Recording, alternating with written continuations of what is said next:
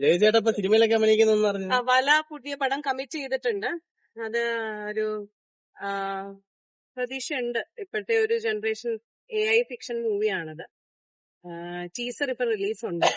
ഓരോ മലയാളിയും പ്രതീക്ഷിക്കുന്നുണ്ട് സാറിന് തിരിച്ചറിവ്. ഓരോ മലയാളിയും പ്രതീക്ഷിക്കുന്നുണ്ട്. തീർച്ചയായിട്ടും എല്ലാവരുടെയും പ്രാർത്ഥന കൊണ്ട് വേറെ അസുഖങ്ങളൊന്നും അറിയത്തില്ല. പക്ഷെ ഹോപ്പ് ഫോർ ദ ബെസ്റ്റ്. പുള്ളിയുടെ ആ ഒരു ഡിസബിലിറ്റി വെച്ചിട്ട് അദ്ദേഹത്തിന് ചെയ്യാൻ പറ്റുന്നത്.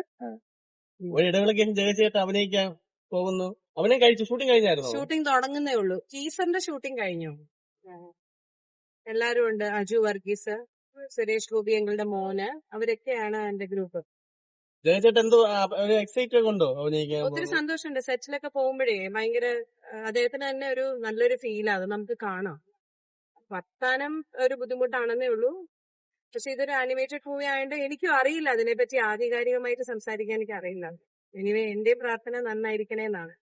പഴയ കൂട്ടുകാരൊക്കെ കാണുമ്പോ ജയചേട്ടൻ ഒത്തിരി സന്തോഷമുണ്ട്. അത് പപ്പയ്ക്ക് കാണുമ്പോ എല്ലാരെയും അറിയാം. മനസ്സിലാവുന്നുണ്ടല്ലേ? മനസ്സിലാവുന്നുണ്ട്. Thank you so much.